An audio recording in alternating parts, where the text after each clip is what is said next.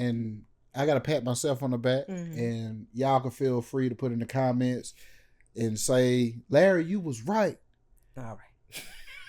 For the past couple of weeks, I said Alexander Usyk. Right? I've been saying it. I've been spamming it. Come to find out, who's training Anthony Joshua? Alexander Usyk. Say it again. Alexander Usyk.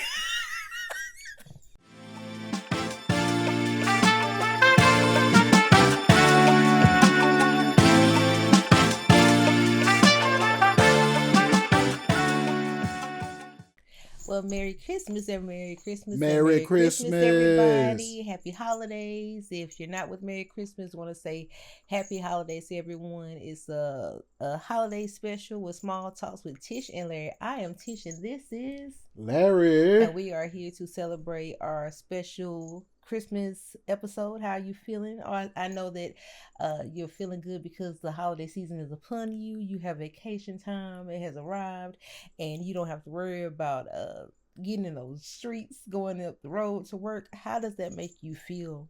Because I am truly very jealous. Well, the fact that you're jealous, that makes me feel like I've accomplished something.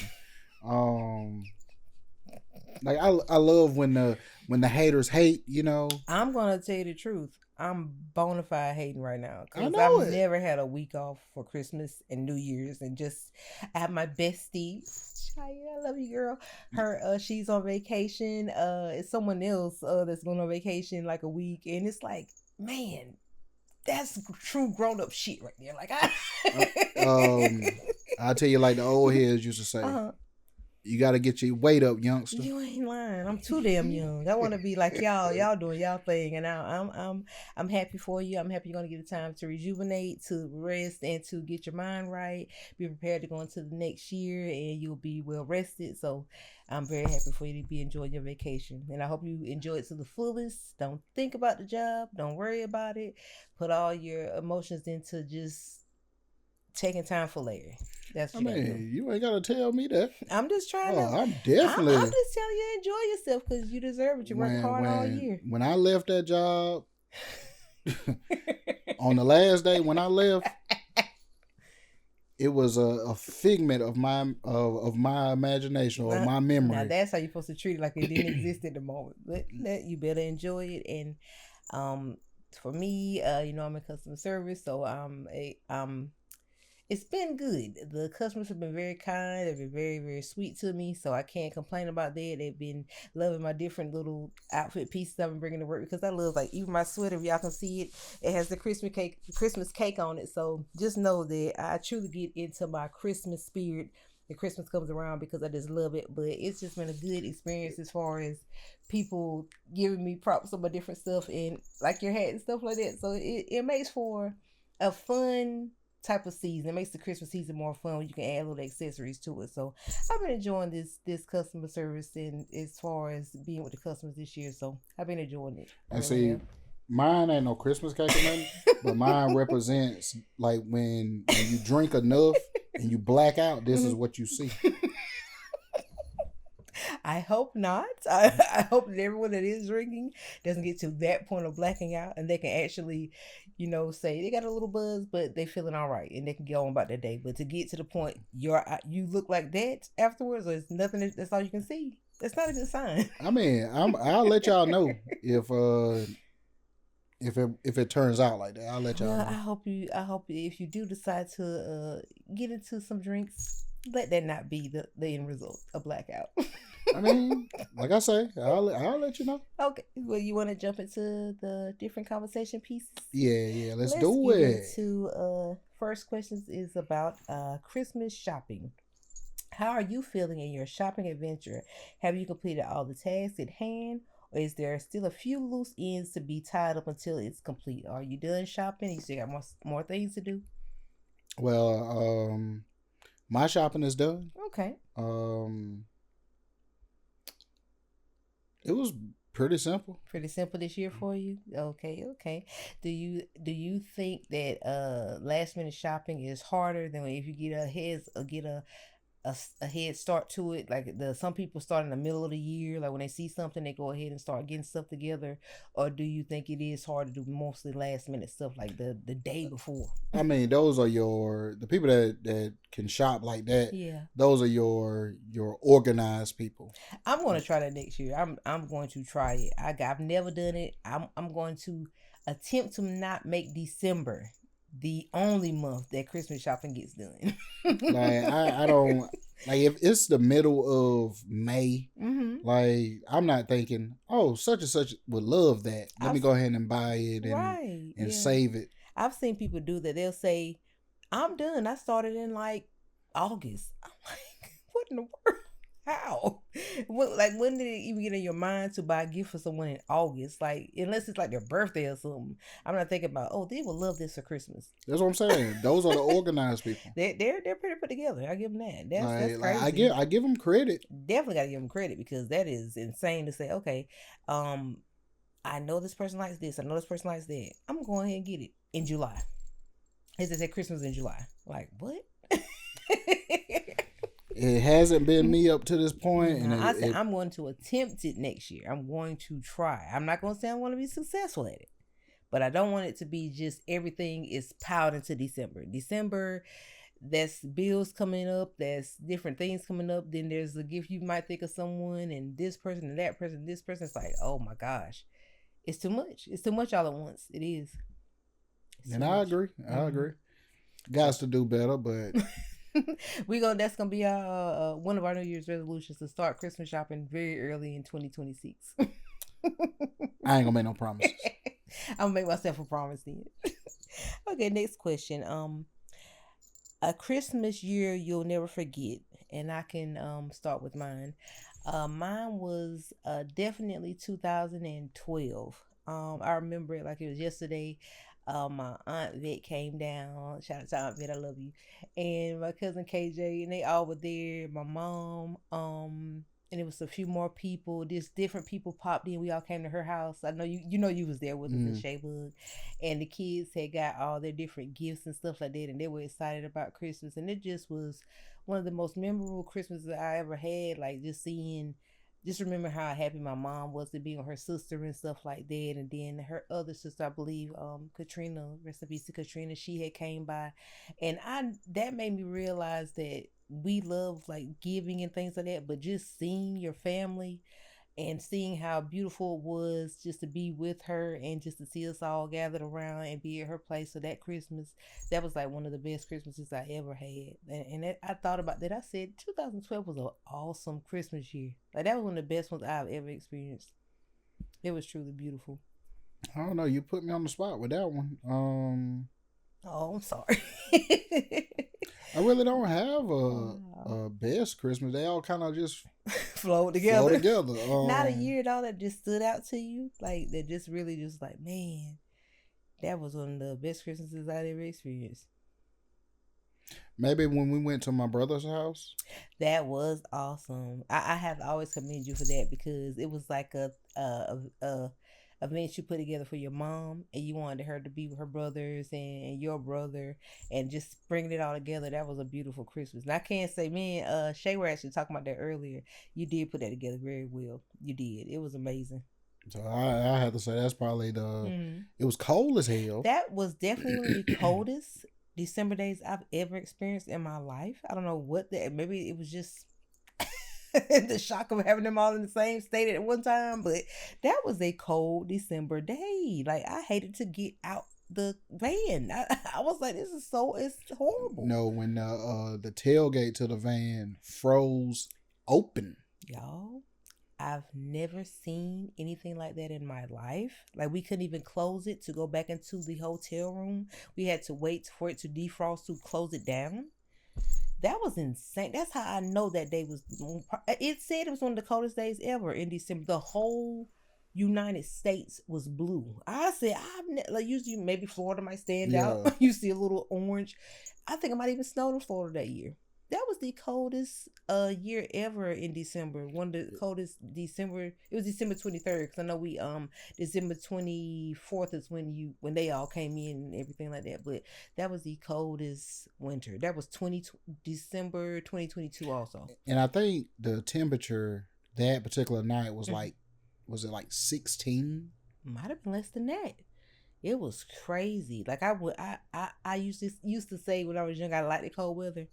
I think it's starting to affect me a little bit. I don't like it as much. There's a limit to the cold. It is. You know I think it's a saying? limit when you're actually out in it. Yeah. Like if you're having to be in it more than maybe 10, 15 minutes, it starts to get to you. So people that can actually work in that type of weather and be in it for hours, you have to commend them, because I can imagine being in that type of weather for hours on end doing actual like work and stuff like that. Yeah, that was polar bear cold. It was. I was like, man, I was like, this is the coldest day in history. And it might be on the record for being one of the coldest days ever. I never forgot that. But yeah, I have to commend you on that. That was a beautiful Christmas. And I know they probably never forget it either. Yeah. Like when my uncle was coming in on the train, he was saying that they had to drive, I think it was like when they got to, I don't know, it was like Pennsylvania or something. He said that the track had cracked from the cold weather. Yeah, and so they had to drive like 5 miles an hour or something on the train. And that slowed them down for you picking them up. So we had a chance to go out and about, order food and everything. it was a slow day, but when it got to rolling and everybody came into town, it was great. It was good, but it was a rough one. But God bless us, it all worked out. I would say that was a very memorable. It's sad that my memorable is so recent, but no, like I told you, you have to pat yourself on the back for doing such a beautiful thing for your mom, because I know she didn't expect that for the year. So like to have her be able to be blessed to see her brothers that she don't get to see very often, and then to get to see your family and we to see the family and spend time with them for Christmas, which is a special holiday. It was beautiful. So I can say definitely be proud of that. Okay, you know how I do it. You know what I'm saying? And then we'll get into some of the nitty gritty. Your boy.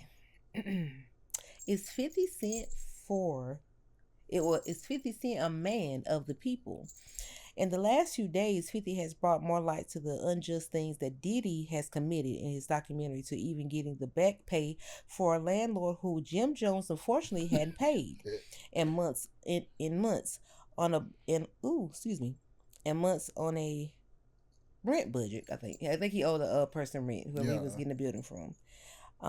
Is 50 doing this to be funny, or is it he's actually trying to get justice for people that can't speak for themselves? What do you think this is? This is child's play for him, that he's just pretty much toying with people or being mean just to be mean, or is he really doing it because it's something meaningful to him? Well, if he's really for the people, I got some people out here that owe me money. So 50 Cent it has to be probably a set amount, kind of up there. I mean, it's probably nothing that it's probably nothing that's life changing or nothing that hurts you really bad. You ain't gonna come down for that. But just give me a little help. You know what I'm saying? You don't want 50 involved. That's all I know. No, they don't want 50 involved. Yeah, they don't want 50 involved. You're right. But how do you feel about it? Do you think he's doing it for people that are afraid to speak out, or is it just he's toying with his enemies or people that he has issues with? Yeah, he's not doing it. He's not doing it to be the man of the people. If you got any type of dirt on you, he's gonna find it. This is true.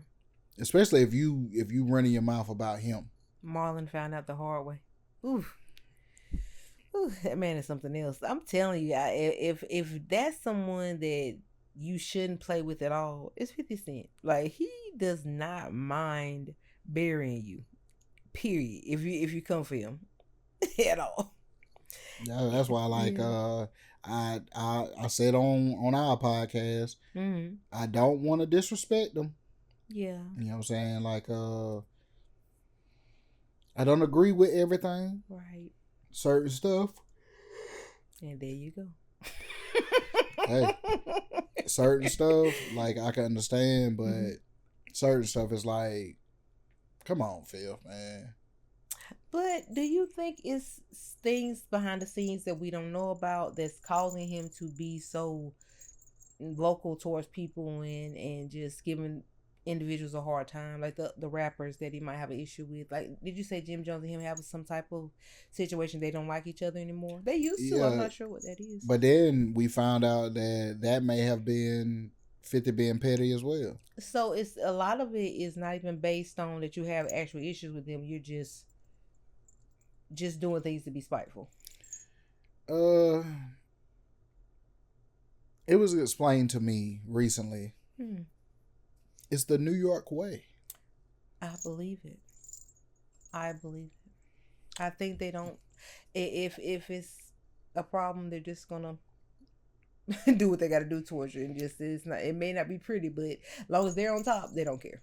It's the way we was raised here. The way I look at it, the South, in the South. Gotcha. If I don't rock with you, I don't rock with you. Yeah. I don't fool with you. Like, if I heard that somebody was trying to do something to you, am I gonna go run and tell you? No. You know what I'm saying? Like, I don't bother with you. Yeah, I mean, you know what I'm saying? That's understandable. New York is different based on what was explained to me. Okay. If you could benefit me some type of way, whether I like you or not, I'm going to allow you to benefit me. This is if you got a problem with them or anything. Yep. Because we can go to 50. He said it himself. He received a picture years ago that had Cassie in a bad way. Cassie. He sent the picture to Diddy and was like, hey, this your girl? You really rock with her like that? Yeah. He was like, yeah, that's my girl. You know what I'm saying? I got this picture or whatever. So he sent it to Diddy. Diddy was like, yo, where you get that from or whatever. All right. Y'all been having issues for ever. Yeah, that's true. Why did you give him the heads up on the picture?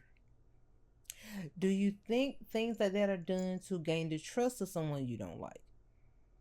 Like I said, it was explained to me, if you could benefit me. Or were they cool at one time? They couldn't have been.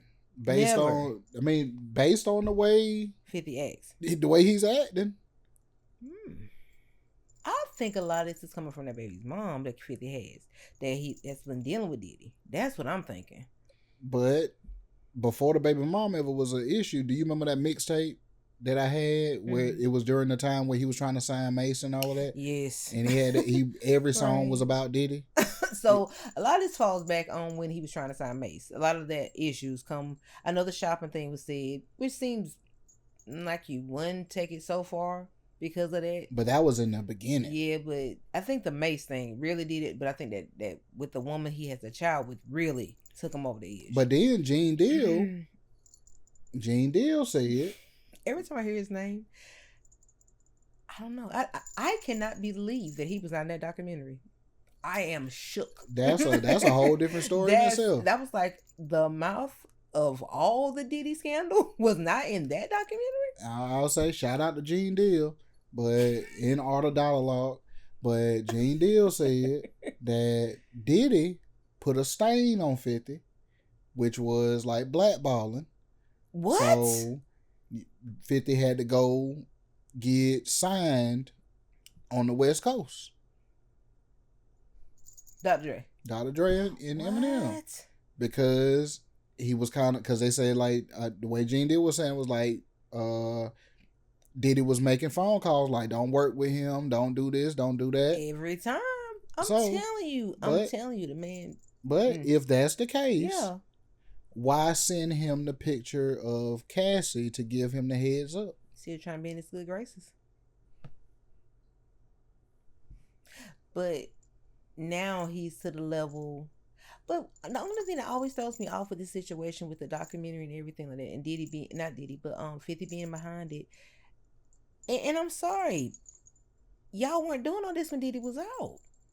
why you doing it now since the man locked away? Not saying he shouldn't be locked away, but it was you wouldn't hear a peep about Diddy before this stuff. You wouldn't hear someone about badmouth this man, nothing.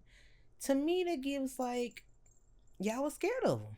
I think it is a level of fear. I can tell because when I see people know Diddy and this and that, and you come out with like not the victims, not the ones that have actually been in situations with him, but when I see rappers just speak on him and people say these situations happen and these things happen, and it's like, where was the courage to speak out about these things when he was out? Like I never understood that. Like I say, if someone's doing something and you're being wronged, you speak on it. When people speak on it, no one believed him. Now he's away, and every single thing is it happened or he did something. It's like, why didn't you speak on these things when he was out? Like I said, it's a level of fear. You're not scared of Diddy physically. Yeah. You're scared of the people that roll with him. Yeah. You're scared of his power. You're scared of what phone call he can make. Yeah. You know what I'm saying? Like, this man bought a network and all of that. Yeah. Like the revolt and all of that. Like, or he was a chairman or whatever. You know what I'm saying? Like, so this man has power. Was attached to the biggest liquor brand. You know what I'm saying? Yeah. Like, or because of him, it became the biggest liquor brand or whatever. Yeah. Like, he has a level of power that the way Drake said in that song where he said, I had to come down off the mountaintop to have this conversation. Yeah. That's the way Diddy was. Okay. You know what I'm saying? Like, he was on a whole nother level. He chose to come down and entertain y'all. Yeah. So do you think with the documentary, do you feel it's going to tarnish his legacy even more? Or do you feel once he is released, he's going to have the chance to speak his piece on certain things? Well, first, when he released, there's some lawsuits that's about to happen. On him? No. He's going to do that. He's going to do it. I hope not. Yeah. And I hope these people got their money in order because it's going to be sad. Like, that's what I've been saying. Like a lot of that stuff in that documentary was not... like, it was... Are there some untruths they're saying in there? Or what is it they're saying? Some of these stores aren't adding up? The Biggie estate for the funeral thing. You know what I'm saying? So that was a lie? The estate said that wasn't true. That's crazy. You know what I'm saying? The estate put out a statement saying that wasn't true. Said that it never... That was about to take Diddy all the way down. That was about to be the nail in the coffin right there. You didn't pay for his funeral? So if it was true, you know good and well they would have jumped on the bandwagon and be like, yeah, we have the document right here that shows that the estate paid for it. You said Diddy's about to wreak havoc on some people when he gets out. Yeah.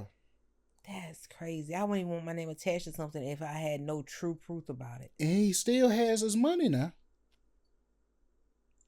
You know what I'm saying? Like, he still has his money. A lot of stealing was going on when Diddy was out. Boom. What you mean stealing?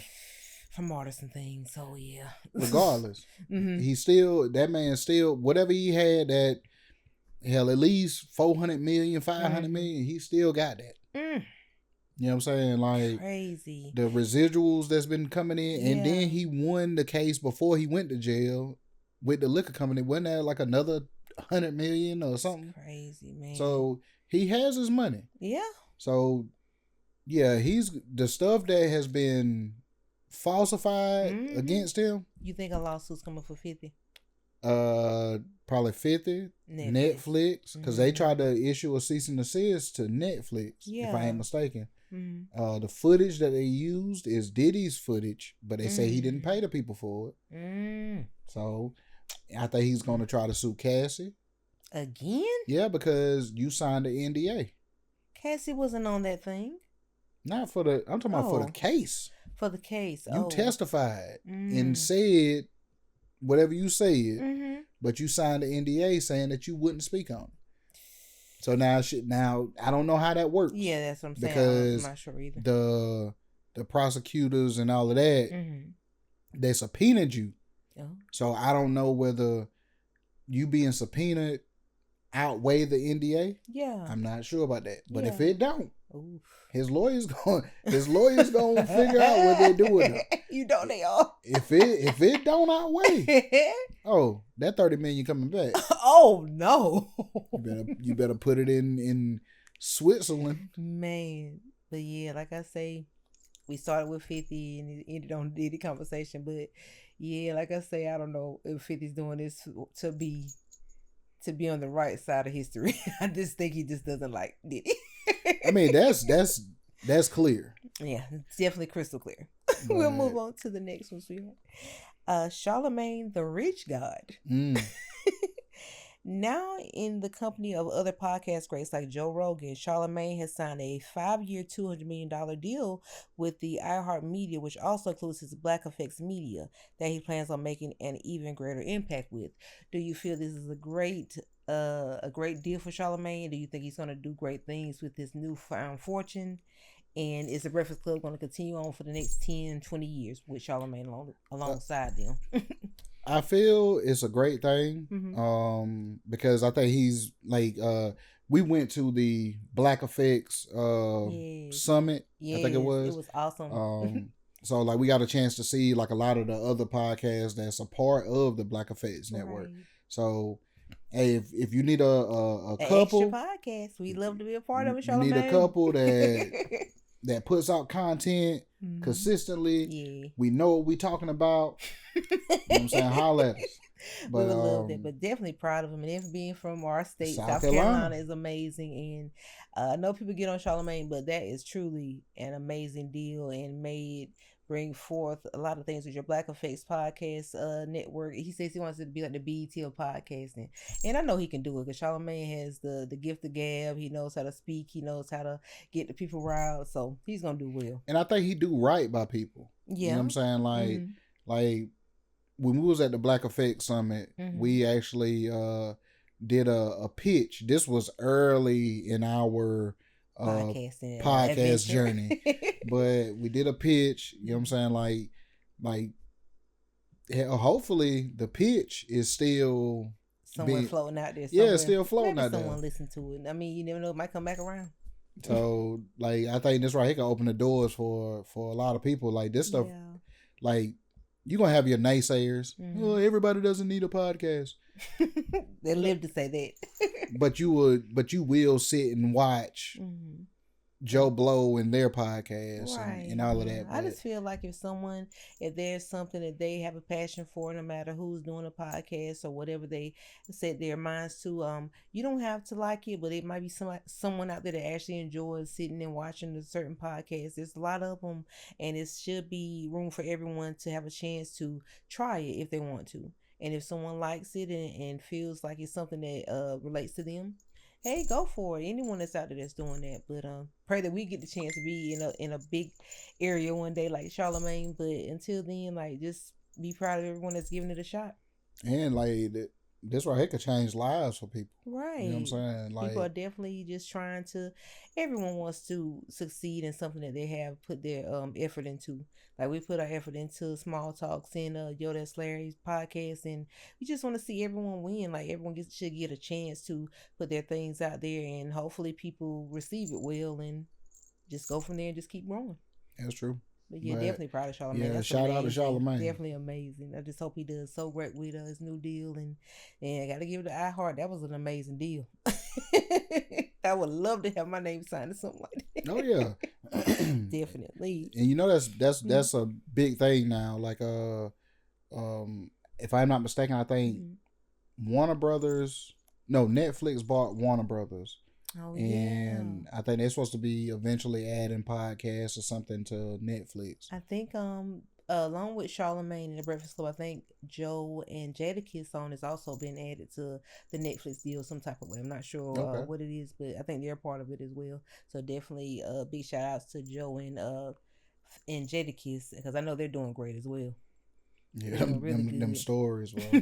Joe said he gotta keep the people talking. Stop the cap.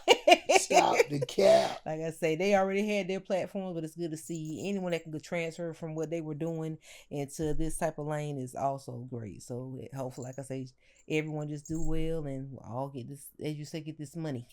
Get this money.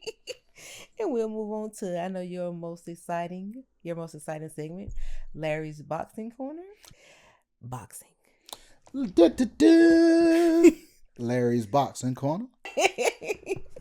And this is titled Joshua the Jawbreaker. In amazing fashion, the phenomenal Anthony Joshua had finally ended the winning streak of Jake Paul. He ran, he fell, his jaw was broken. I think it's safe to say this definitely was not a rigged event. Do you think this was an easy win for Anthony, or he actually struggled a bit with Jake? Since it ended in the 6th round, was it? Something like that. Okay, yeah. And in the 6th round with a jawbreaker. This fight, I don't want to say rigged. I do think Joshua could have ended the fight whenever he wanted to. But this fight revealed a lot to me. You know what I'm saying? On whose behalf? On Jake's behalf. I spoke about this on Yo, That's Larry. If you've been training for 6 years, like you don't have to be the best, but you've been training for 6 years, right? There's no reason why you would be scared to engage with another fighter, unless you've been bullshitting in training. But you probably would be scared to engage because you know this man isn't going to take it lightly on you, and he's also been a heavyweight champion that's in his peak prime. Doesn't matter. You still been training for 6 years. Larry. Old UFC fighters, old boxers, NBA players. Y'all keep on being stuck on that. You still gonna stay on it. You still been training for 6 years. You still been hitting the heavy bag. You still been hitting the speed bag. You still been sparring for 6 years. I think the sparring has definitely not been as effective as it should have been. Yeah, you in there. He's not getting hit. You in there eating Debbie cakes and stuff. Like you sitting in the ring, probably doing interviews or some shit. Like you ain't using. There's no way you using the ring for what you should be using it for. You didn't see any footage of this, did you? Nah. Okay. But I'm just stuck on 6 years. Do you know how good you get at something for doing it 6 years? Some say 6 months. But I'm saying, if you've been doing it for 6 years, how much better are you at something? Like I say, man, it's going back to there have been contracts put in place. Like I said, I don't even wanna hang on the fact of being rigged. I don't do that either. But there's no reason why you shouldn't have been able to engage. Deontay Wilder, that he's basically started at the same age that Jake Paul started. Okay. Give or take a couple years. Okay. He didn't train and box all his life. Yeah. That man became heavyweight champion of the world. Mm-hmm. You've been training for 6 years. Yeah. Sparring people, like I say, jump rope, conditioning, speed bag, heavy bag, sparring people, jump rope, conditioning, speed bag, heavy bag, jump rope, conditioning for 6 years. But do they have footage of this? That's what I'm saying. So you've been bullshitting. Yeah. Like it's one or the other. Either you've been bullshitting, or you ain't been taking training seriously. That's the same thing. But yeah, I like I said, I know he took the fight on. Joshua probably didn't even mind taking the fight on because it was gonna be probably easier for him because he's fought so many heavyweights and won against many of them. He's had his losses, but he's won against a lot of them as well. So I know for Jake that was terrifying in the back of his head. Like, I'm gonna do this, but it's a possibility it's gonna end the way it ended. And I think Anthony chose to not go with the script. I really do. If there was a script. Do you remember? This puts it in perspective. Do you remember a couple fights ago when Shakur Stevenson fought the dude that they said was a electrician? Yeah. Did you see the way he fought Shakur Stevenson? I'm trying to think back. I might have been stepping in and out of the event. So he did not fight him like Shakur Stevenson was a superior boxer compared to that guy. Right. That fight went 12 rounds. Mm-hmm. Like Shakur Stevenson, I think he might have knocked the guy down once or whatever. Yeah. No, it didn't go 12 rounds. I think he did stop the guy. Okay. But gotcha. it went like 9 rounds.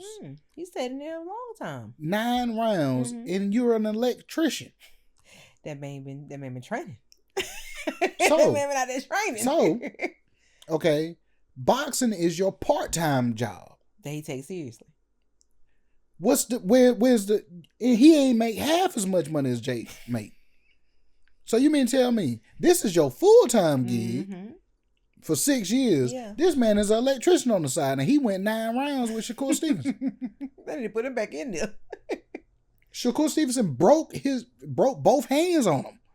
Man got hard bones. You know what I'm saying? Like that man said he didn't come to play. Like I don't give a damn if I've been training for 6 years. There's no reason why I can't go in there and engage with Anthony Joshua. There's no reason why. So you feel that the falling down, the running around the ring, it just gave, I'm fighting for my life in here. Oh. Yes, but it opened the door to something else. Please. Okay. Now, this is not to give Jake a pass, right? But it is a pass. Jake was supposed to fight Tank. A much smaller fighter. So I believe Jake probably lost weight in order to fight Tank. Tank fight gets canned. Right. Now I need an opponent. So they say he was reaching out to different people. He reached out to some people that he hadn't fought already, all of that.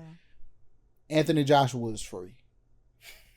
A legit heavyweight. Yeah. Tank is a 140 pounder, right? So if you lost weight to fight Tank, right, so that you could be faster and stuff like that to keep up with Tank, now you have to turn around and gain weight, which would make it harder on the body. Which is gonna make it hard on the body. Now, that's one. That's why I say it is kind of a pass. Okay. 2, the Muhammad Ali. Float like a butterfly, sting like a bee, which is what Jake was doing. I think people fail to realize Muhammad Ali was a superior, like, athletic specimen. You know what I'm saying? That man was able to do that for 15 rounds. You ducking can't ducking and dodging. Like you can't do that. I can tell. Like you can't do that for. The boy fell down to his knees. You did that shit for 3 rounds and you was exhausted. He was sweating and everything. Obviously, you ain't been doing that for the past 6 years.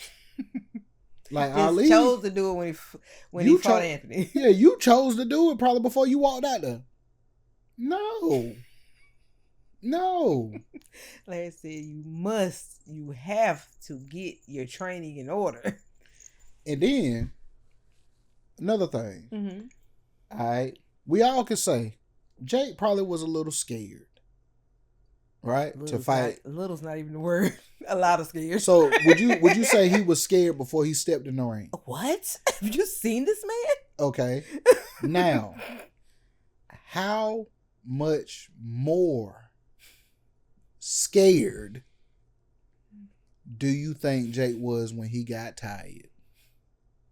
You could see it in his actions, the falling, the running, he was just, man, I could tell he didn't want to go through what he went through. That hit to the face, he didn't want to go through that. Man, that man was probably ready to cry. When he got tired and he knew he was tired. And he's stuck in the corners and he's actually giving you some of his, probably not even some of his hardest shots, but he's giving you something to make you like, oh my God, why did I take this fight off? Did you see him twist his ankle? No. Yeah, he twisted his ankle too. Cause he had a leg boot on, or a foot boot or whatever. Anthony was just in there. That's really like what would you call it? It's kind of like lion attacking, what they call it, a gazelle, when it finally gets his hands on it. Like, you gotta chase it down, but when you catch it, you know that thing is like, I have no chance. I have no shot at hell once this lion catches me. Like, I'm done. So it's pretty much he ran and he ran and he ran. He fell a few times. And then you can't keep doing that if this man, he's constantly coming at you. He's constantly coming up on you. Like, you know he's about to give you something. And you just don't know how painful it's going to be. Or that's like fighting a bully.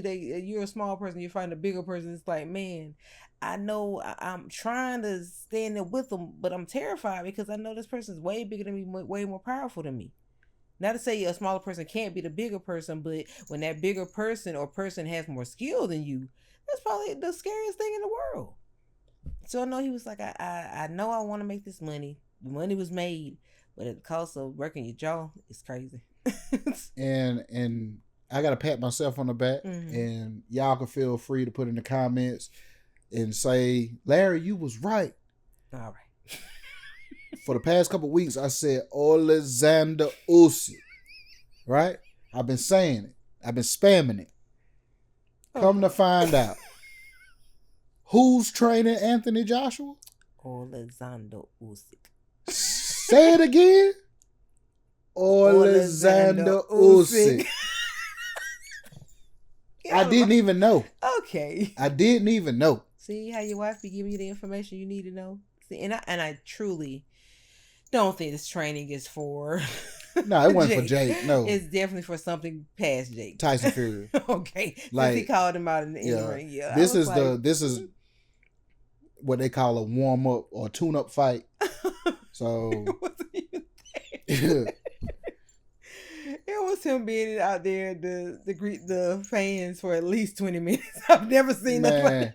He spent more time out there with the fans than he spent in the fight. Someone said they left and went to sleep and got up that morning to see if he was still on TV greeting the fans. I said, Anthony is a man of the people. I like that about him. They love him over in Great Britain and here, so he's doing great. But what's crazy is, like, I watch boxing. Yes.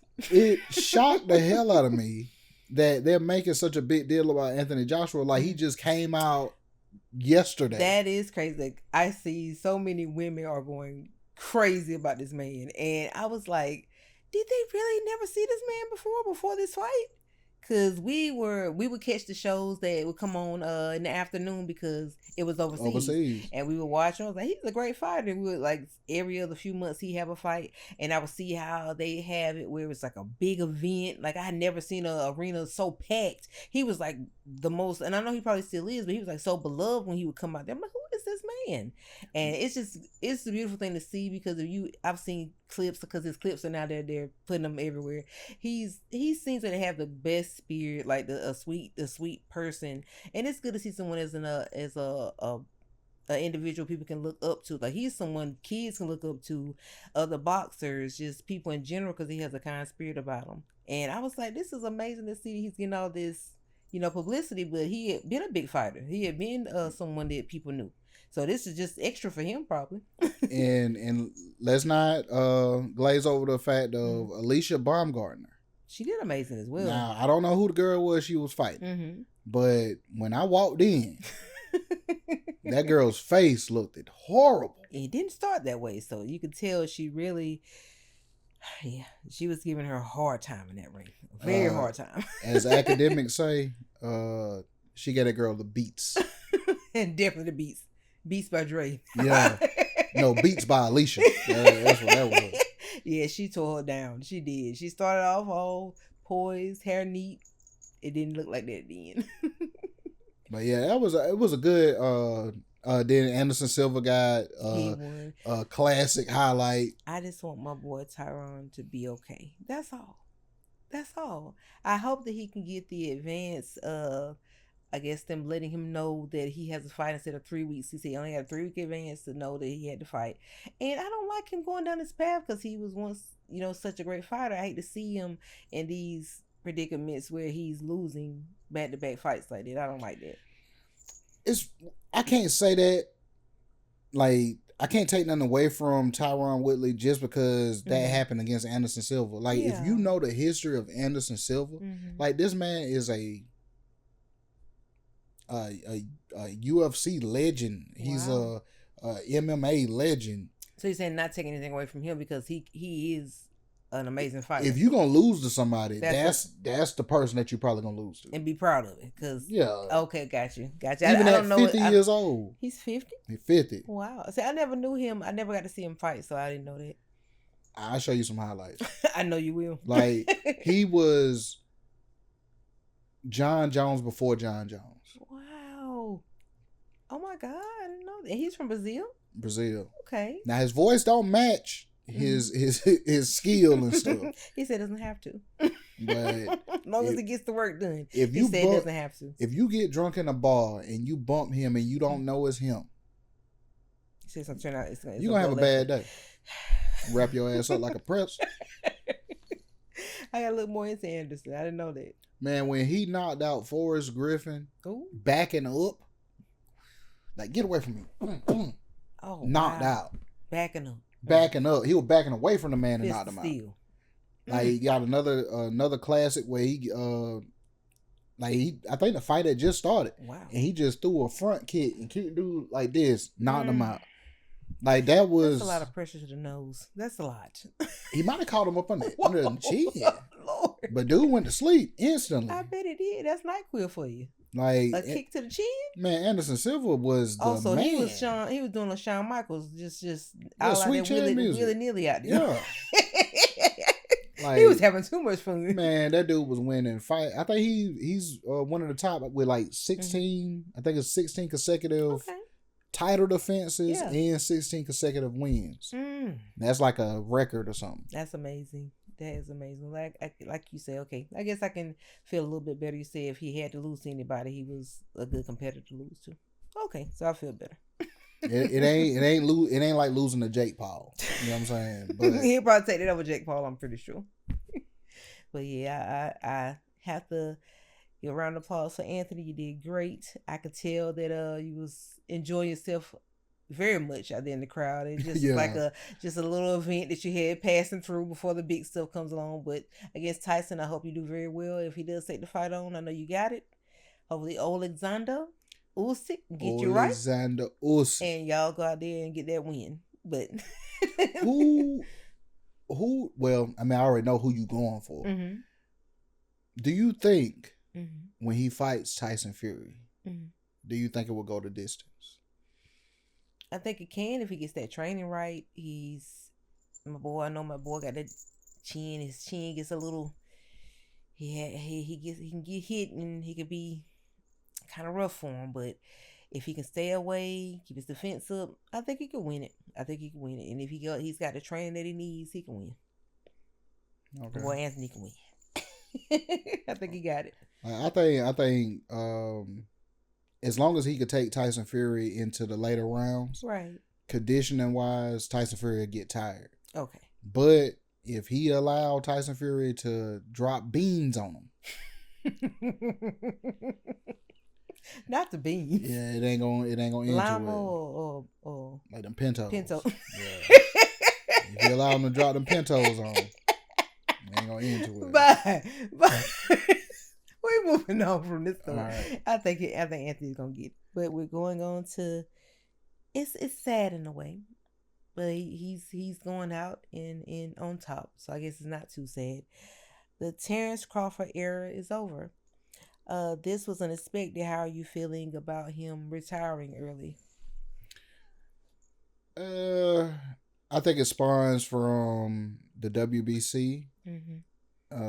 He refused to pay. I think it was $300,000 or whatever. Like, I found something new out dealing with that. I didn't realize that when they have all these belts, right? For most of them, you have to pay like a fee to be able to keep them, to carry the belt. Oh wow! You know what I'm saying? So like when you win the title, if you want to be walking around with that belt and you want to be considered as a champion, then you got to pay that fee. Oh, I didn't know that either. I thought it was just given. And so that's what you would think. You know what I'm saying? But if they don't want you wearing their belt, Mm. I mean, it's I could see in that the clip of him in the car, he was very upset about it, extremely upset. I hate it at the end over something like as simple as a belt. but That's crazy. it's more now based on what he did in the car. Yeah. It's more than the belt because if you made an agreement, and this is just my assumption, Yeah. if you made an agreement that if you fight Canelo, Yeah. because they didn't have to allow him to fight Canelo. Mm-hmm. The WBC had to sign off on allowing him to fight with the I think it was a gentleman's handshake. Yeah. If you win or whatever, if you win, then you would have to pay this fee. Yeah. And there's some other fees and stuff he would have had to pay. Mm-hmm. And it was agreed. Yeah. Not on paper, but it's like it's a boxing thing. It's understood. Mm-hmm. He wins in whatever his purse was, but he refuses to pay. Mm-hmm. And Terrence Crawford, I think, was upset because the man said what he said publicly. Okay. Instead of like speaking with him privately. Instead of speaking with him. So that's why embarrassed him a little bit. If you say that publicly, then I'm gonna say this publicly. You know what I'm saying? And he kind of went a little overboard. Yeah. But he was spitting facts. Mm-hmm. Like they putting their life on the line to get in that ring and all of that. Right. You know what I'm saying? So and other boxers is standing behind them and saying things as well that some people have agreed with Terrence. Yeah, a lot of boxers is agreeing with him. Are these boxers that are currently fighting? Yeah. Oh wow. So is it going to be like a stand, you think, with Terrence, where they don't pay the fee as well, or is it just they just saying it but they still pay the money? They want it, man. It all depends on what you care more about. Your morals, the status and stuff like that. You know what I'm saying? Like Terrence Crawford said, like regardless of how many belts they take away from him, he's still undisputed. You know what I'm saying? True. So he has the rant in the car. Yeah. A week later, he announces his retirement. That is the craziest thing. He comes in, he fights Canelo, he wins big, and a few months later they strip him of all of his belts and he retires. It's unfortunate because he's such a great fighter, and it's so much more I know that he can do and achieve. And just this one instance has caused so much turmoil for him. I hate that for him because I know he's got so much more greatness to achieve out there. Like I think he pissed off some big wigs that really pull some strings. There's some people out there you don't want to really get in, and we all want to speak our minds. We all want to, be right in our stance that we have towards certain things. But there's some people that's just isn't even worth it, man, because they're gonna make a hell for you, and nobody wants to deal with that. And then like it like he's not a young guy. Like he's 38. I'm not. Well, he might be 39 now. But like that's old for boxing. So they want him to.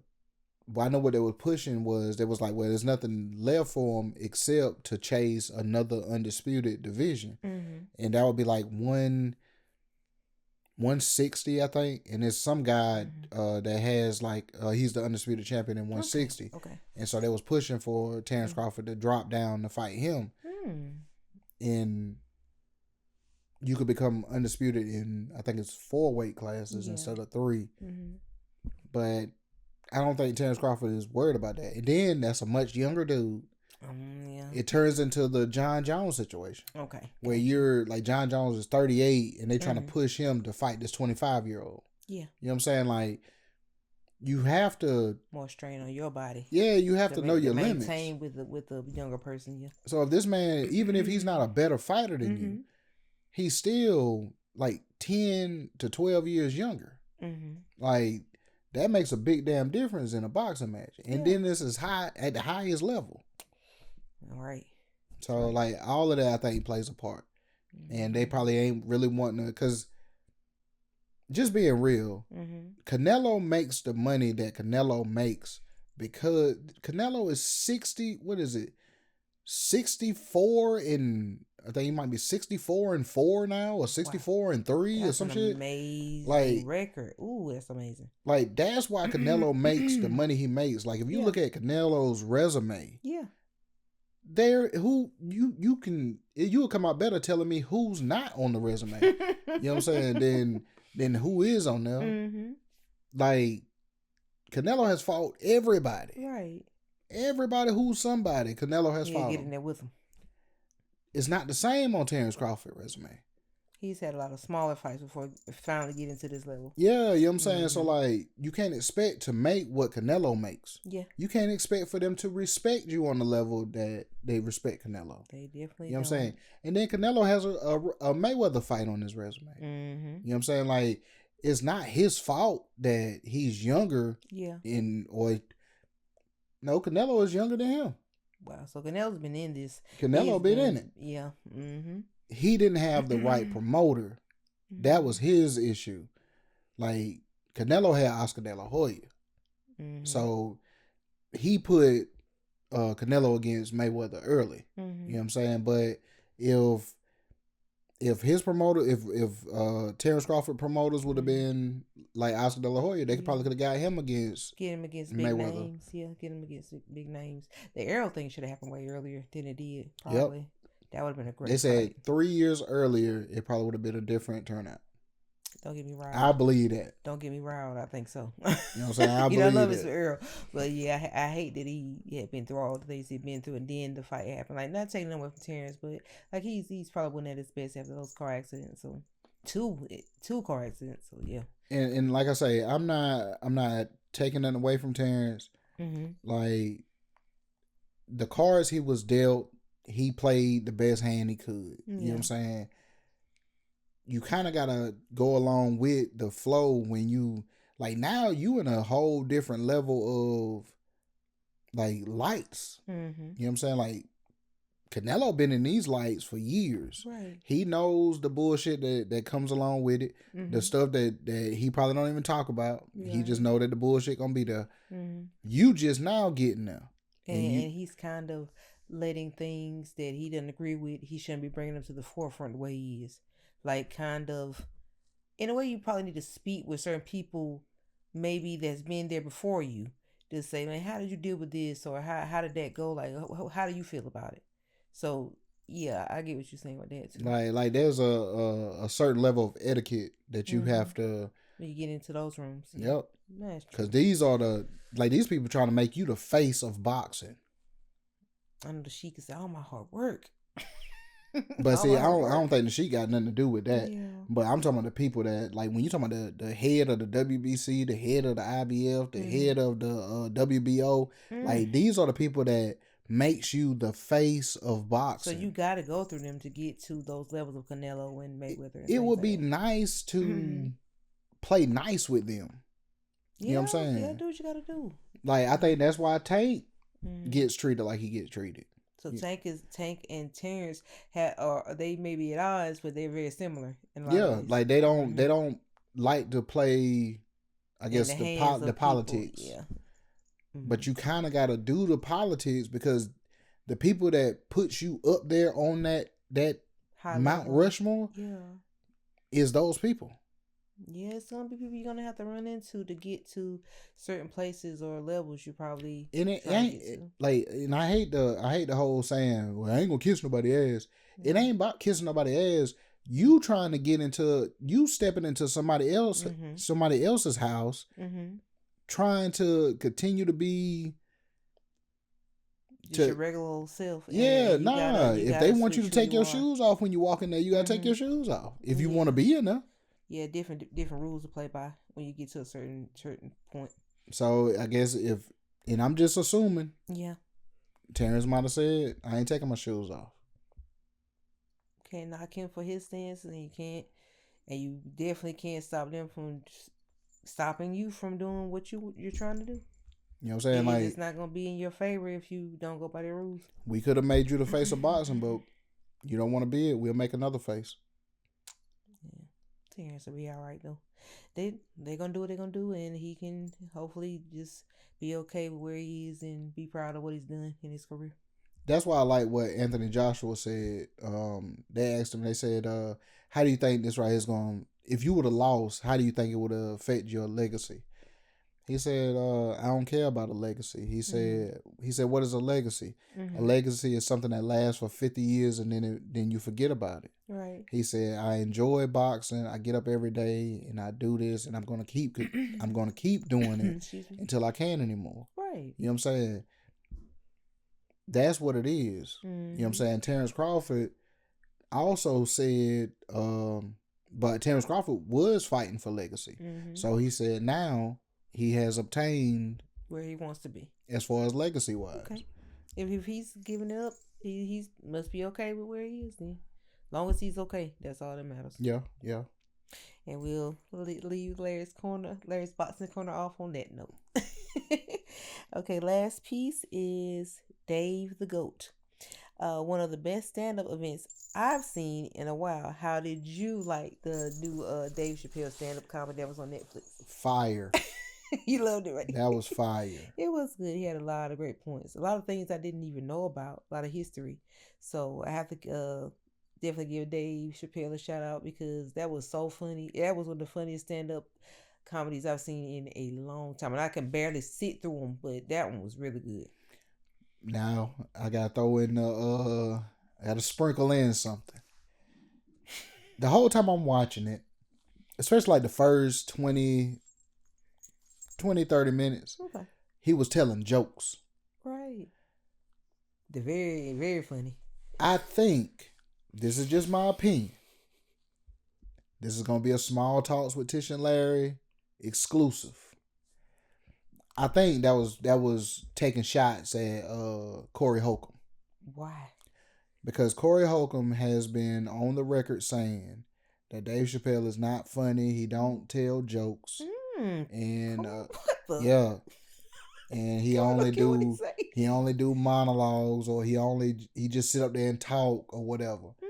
The first 30 minutes of this special was because Corey Holcomb is not wrong with what he was saying. Like I told you, and I'm not knocking Dave. I've seen some of his past stand up, and it didn't really hit for me like that. I didn't really like him, but this one was extremely funny. He went back to telling jokes, and I was like, yeah, he doing that because of what Corey Holcomb said. Okay, like I could be wrong. Okay, exclusive. I could be wrong, but that 30 minutes was funny as hell. Oh yes, I laughed till my stomach was hurting. I said, I did not know he was. I mean, you knew from the Chappelle show and things like that, like he's amazing when it comes to script writing and stuff like that. So you know he's got to be good at comedy. He has to be. But everything from all his points, like and even down to some of his serious points that he would turn into jokes, it was awesome. Got to give him an A+ on that one. He did amazing. Amazing. Yes. Like anytime, like I told you after it went off, the way I know it was a good stand up was after it went off, I'm just sitting there and I'm just thinking about his different points. Yeah, like he really had me thinking like, I didn't think about it like that. And and this is just a warning if you haven't seen it, and this if you haven't seen it, you may have to cut this little part or fast forward ahead. The FBI lights. Yeah. That threw me for a loop, and it had me looking at our lights. I'm like, I know I'm not doing anything too bad in life, so maybe not. But that was crazy. That point was crazy right there. And that could have been a double entendre. You know what I'm saying? Like he may be calling it those lights, but it may really mean something else. Okay. You know what I'm saying? Like we wouldn't know about. Yeah, that we wouldn't know. Gotcha. So, but yeah, don't want to reveal nothing. But yeah, y'all need to, if y'all haven't seen that, y'all need to watch that. Definitely pay that Netflix bill. Get on there and watch it.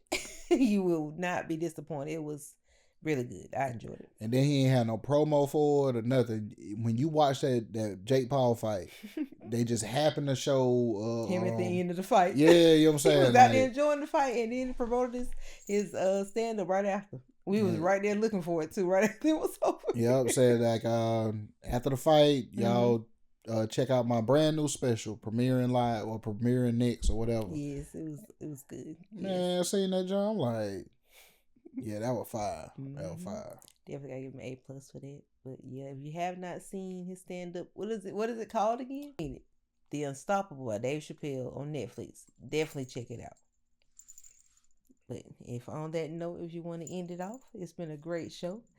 I have enjoyed you this evening, and I look forward to Christmas and gift giving and celebrating with some maybe spiked cocoa or eggnog, however you want to do it. And I just, what do you hope for Christmas? And is there anything that you want that you might be looking forward to, or you just happy to be with family? Just happy to be with family. Yes. Enjoying our time together. I don't know, like I always tell you, I don't really want for too much. Yeah. And the stuff I want, that's what I'm working towards now. So it's coming, my darling. But what you want? Like I say, just being with y'all, and I'm wanting and hoping that the gifts that I did get y'all love. So that's what I'm hoping for, and just a great Christmas. It's a great Christmas with my babies, because I love y'all so much. Love you too. And we can finish it off on that note. Well, I would like to say, I do my little thing. Yeah. If they can do it, I know damn well you can. Merry Christmas to all, and to all, a good night.